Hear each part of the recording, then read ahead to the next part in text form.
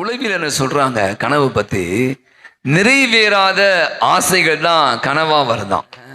கனவு என்பது ஒரு தேடல் சொல்றாங்க. லட்சியம், லட்சியத்துக்கு கனவுக்கும் ஒரு பெரிய தொடர்பு இருக்கான். நான் இப்படி ஆகணும், நான் எப்படி ஆகணும் அப்படி என்று சும்மா இல்லை, அந்த கனவு என்னை தொல்லைப்படுத்தி கொண்டிருக்கிறது.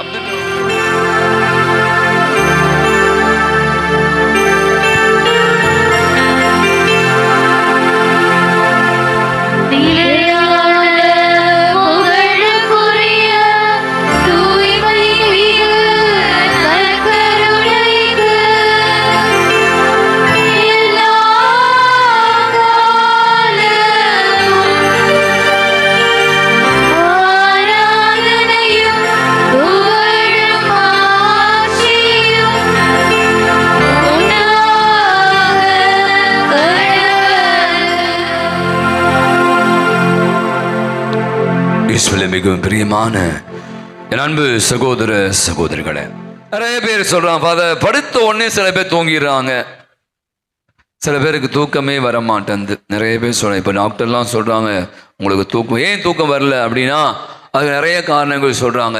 ஸ்க்ரீன் டைம், இப்போ புதுசாக ஒரு வார்த்தை யூஸ் பண்றான், ஸ்க்ரீன் டைம். என்ன ஸ்க்ரீன் டைம்?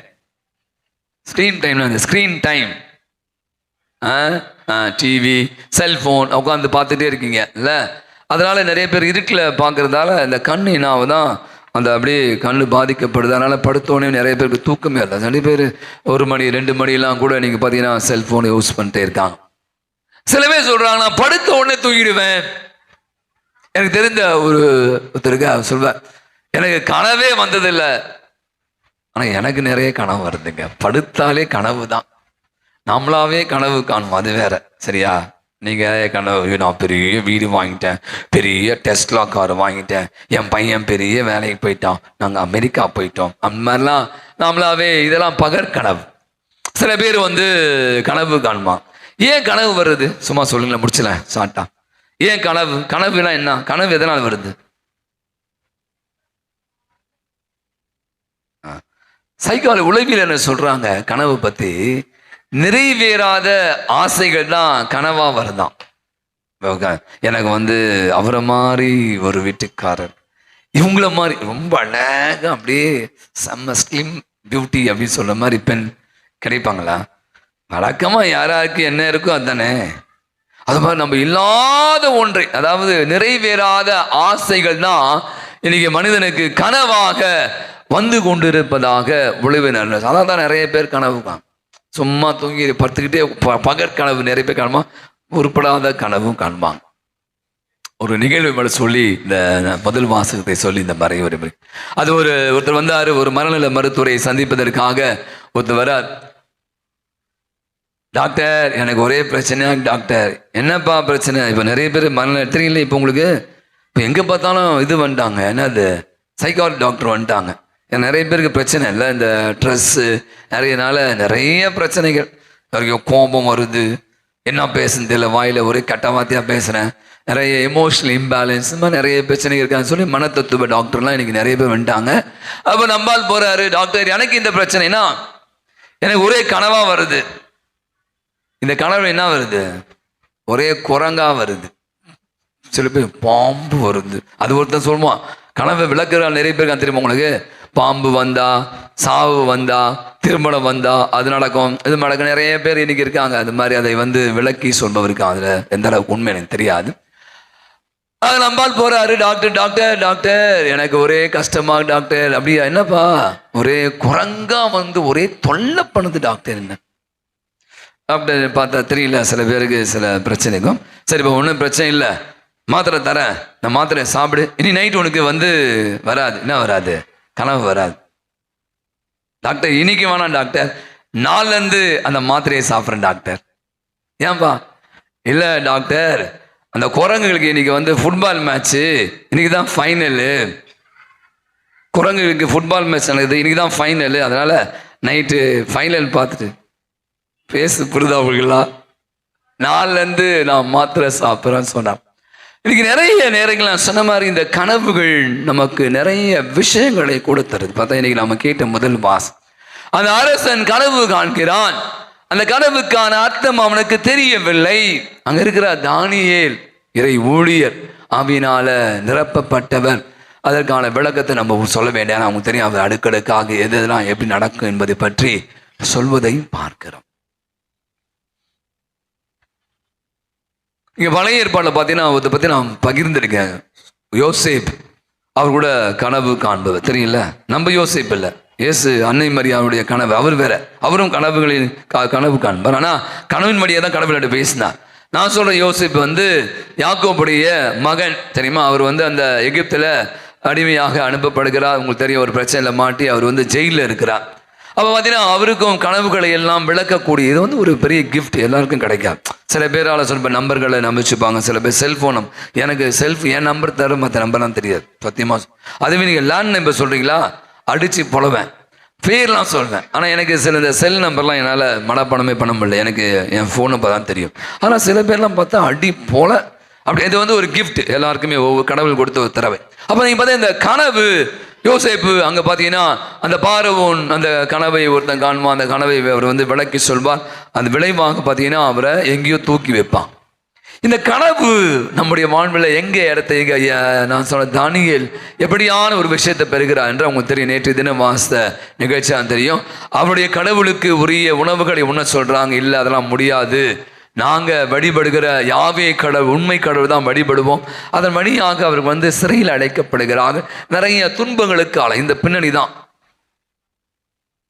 இப்படியான ஒரு சூழ்நிலை தான் அரசன் கனவு காண்கிறான். தானியேல் அந்த கனவை விளக்கி சொல்றார். அங்கதான் தூக்குறார் பாருங்க கடவுள். யார? தானியேலை எங்கேயோ தூக்கி உட்கார வைக்கிறார். அரசனுக்குரிய மதிப்புக்குரியவனாக மாறுகிறான்.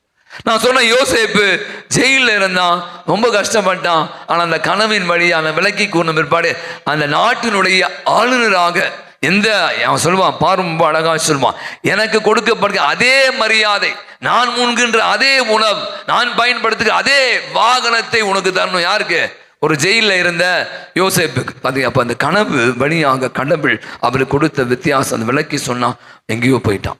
இன்னைக்கு நான் கூட யோசிச்சு பார்த்தேன், இந்த கனவு நிறைய விஞ்ஞானிகளை பற்றியெல்லாம் நான் வாசித்தேன். அறிவியல் அறிஞர்கள் நிறைய கண்டுபிடிக்கிறாங்கல்ல. அவங்கள பாதி பேர் 70% பேர் இப்போ வச்சுக்கலாம் இதாக கண்டுபிடியா. அவங்க அனைவருமே கனவுல யோசிப்பாங்களாம். கனவுல வருமா இந்த இப்படி இந்த அதை பண்ணா இதை இன்வென்ஷன்ஸ் கண்டுபிடிப்புகள். இதை பற்றி நான் சொல்லியிருக்கேன், பட் மீண்டும் ஒரு முறை சொல்கிறேன். அவர் அமெரிக்க நாட்டை சேர்ந்தவர். தையல் மிஷினை கண்டுபிடிச்சார். எலியாஸ் அப்படின்னு பண்ணி ஒருத்தர். உங்களுக்கு தெரியும், கனவுல கண்டுபிடிக்கிற எல்லாம் கண்டுபிடிச்சாராம், ஒன்று மட்டும் கண்டுபிடிக்கல. என்னது? எப்படி தைக்கிறது? மிஷினை கண்டுபிடிச்சிட்டாரு, எப்படி தைக்கிறது. ஆகவே அன்னைக்கு இரவு படுக்க செல்கிறார். அவரும் யோசித்து பார்க்குறார், ஒன்றும் இருக்கு மனசில். சில நேரத்தில் நீங்கள் பார்த்தீங்கன்னா நம்ம எவ்வளோ ட்ரை பண்ணால் நமக்கு கிடைக்காதுல்ல. அப்போது கனவு இப்படி அரசன் சொல்கிறான், நீ தையல் மிஷினை கண்டுபிடிச்ச, ஆனால் அதை தைப்பதற்கான வழிமுறையை நீ கண்டுபிடிக்கல, அதெல்லாம் உனக்கு தண்டனை அப்படி சொல்லிட்டு 2 காவல் வீரர்கள் அப்படின்னா என்ன வச்சுட்டு குத்த வராங்க. என்ன குத்துறாங்க? என்னது? ஈட்டியை குத்த வராங்களாம். அப்படியே துடிச்சு பிடிச்சி எழுதிட்டாராம். அந்த ஈட்டியுடைய கூர்முனையை அவர் பார்த்துருக்கிறார் கனவுல. நீங்க பார்த்தீங்கன்னா அதுதான் அவருக்கு என்ன ஆச்சான், காலையில் எழுந்த உடனேயும் ஊசி தைப்பதற்கு அந்த ஈட்டி தான் தெரியல. பார்த்தீங்களா? அப்படிங்க இன்னைக்கு நிறைய நேரங்களில் அப்துல் கலாம் சொல்றார், கனவு என்பது என்ன சொன்னார்? கனவு நம்மை தூங்க விடாமல் பண்ணுவதுதான் கனவு. தூங்குகிற போது காண்கிற கனவு, நான் அப்படி இருப்பேன், நான் கூட கனவு காலத்துலாம் நான் கிரிக்கெட் பிளேயர் ஆகணும், பெரிய தோனி மாதிரிலாம் ஆகணும் அப்படிலாம் அவர் காலத்தில் நினைச்சேன். அஃப்கோர்ஸ் நான் சின்ன பையனாக இருக்கும்போது அப்போ நமக்கு இருக்கும்ல, அவங்கள மாதிரி இப்போ நடிகர் ஆகணும் அல்லது இவ்வளோ பெரிய ஆகணும். கனவு என்பது ஒரு தேடல் சொல்றாங்க. நீங்க கனவு காண்றீங்க, நீங்க பெரிய பணக்காரன், வேலை செய்யணும், உழைக்கணும், அதற்காக போராடணும். டாக்டர்ஸ், நிறைய டாக்டர்ஸ் உண்டா. நான் படித்தேன் கோச்சிக்கா. எம்பிபிஎஸ் படித்தா வேஸ்டான்.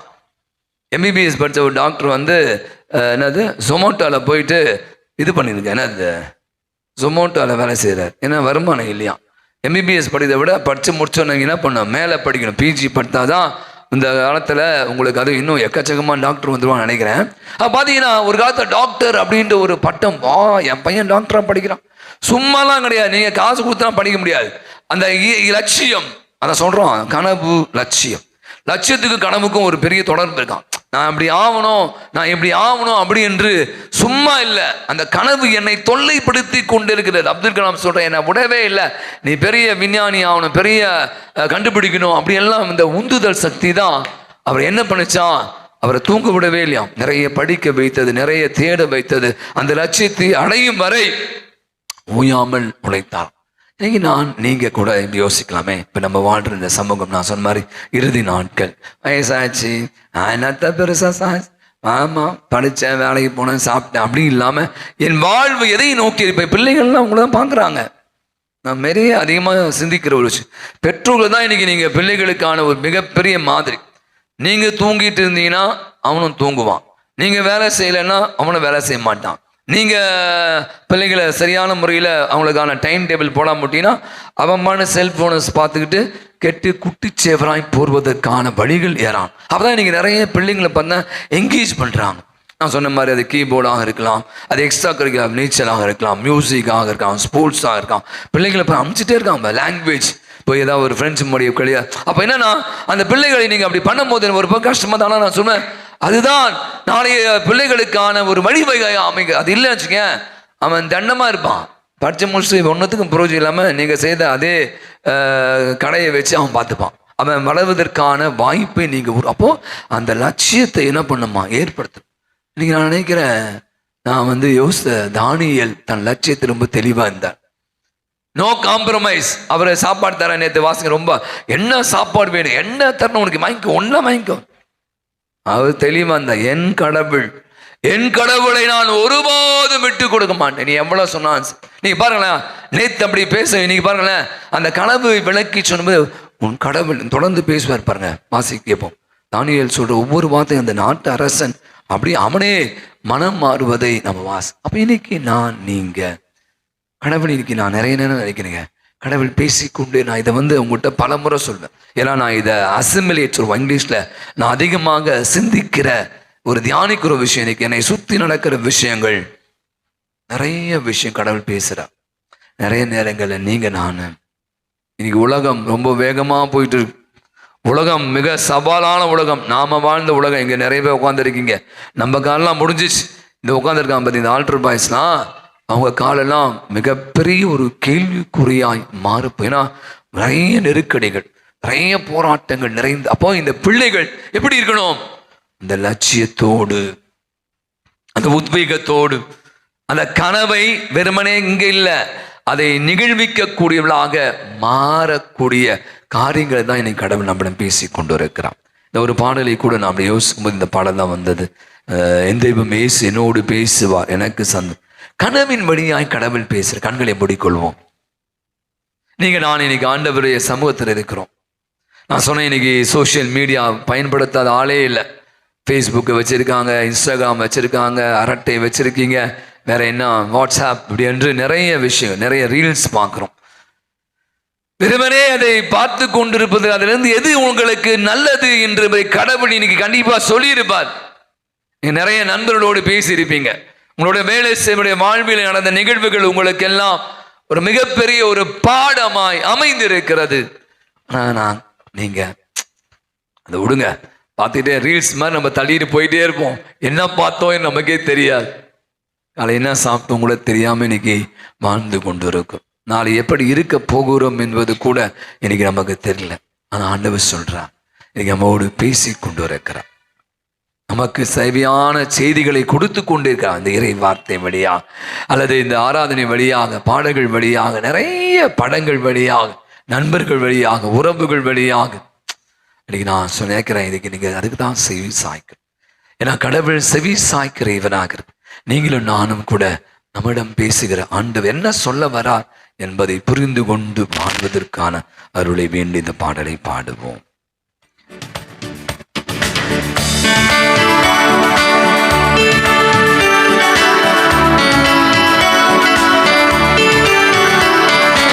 தெய்வம் இயேசு என்னோடு பேசுவார், எனக்கு சந்தோஷமே.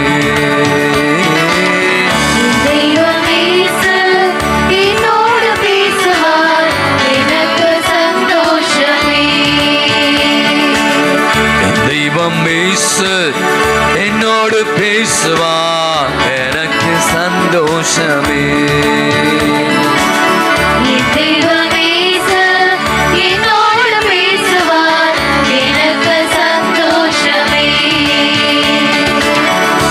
கனவின் வழியாய் பேசுவார், கலக்கம் நீங்க பேசுவார், காட்சி தந்து பேசுவார், சாட்சியாக நம்மை நிறுத்துவார்.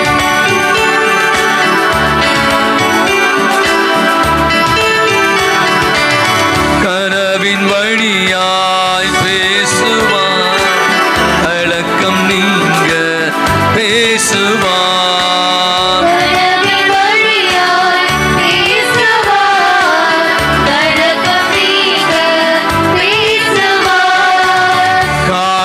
தந்து பேசுவார்,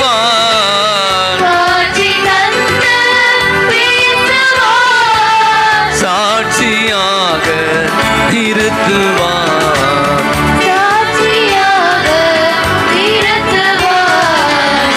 தெய்வமே என்னோடு பேசு. முழங்கால் படிடுவோம், நம் அனைவரும் முழங்கால் படிடுவோம்.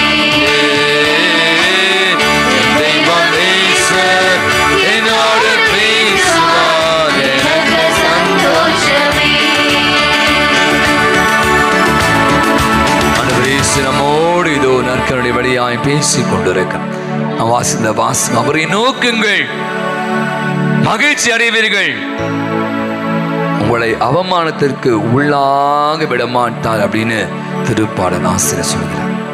நான் நீங்க யாரை நோக்கி இருக்கணும், யாரை சார்ந்திருக்கணும்? ஞானத்தை தருகிற தேவன், வழிகாட்டுகிற தேவன், வாழ்வளிக்கிற தேவன்.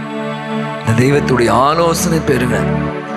ஆண்டவரே, என்ன செய்யணும், எப்படி என் பிள்ளைகளை வளர்க்கணும், என் குடும்பத்தை எப்படி நடத்தணும், வியாபாரத்தை எப்படிலாம் எடுத்துன்னு போலாம், ஆண்டவரை சொல்லுங்க, ஆண்டவரை கேளுங்க.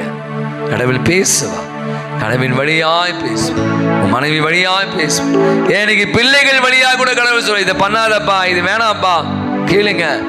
கடவுள் எனக்கு நம்மிடம் சொல்லி கொண்டே இருக்கிறான். தானியேலுடைய அவன் கொடுத்த அந்த விளக்கத்தை அந்த அரசன் ஏற்றுக்கொண்டான். அங்கு மிகப்பெரிய ஒரு மாற்றம் நடந்தது. நீங்களும் நானும் கூட கனவுகளால் நம்முடைய வாழ்வு நிறைய நன்மையான விஷயங்களை யோசிக்கணும். ஆண்டவரை மையப்படுத்தி, ஆண்டவர் எங்களோடு பேசின, ஆண்டவர் நீ பேசும் மடியான் கேட்கிறேன் சாமுவேல் சொன்ன அந்த வார்த்தை நமதாக்கிக் கொண்டு அவனுடைய சமூகத்தில் நம்மை ஒப்பு கொடுத்து ஜெபித்து மாமீர் கீதத்தை பாடி ஆசிரியை பெற்றுக் கொள்வோம்.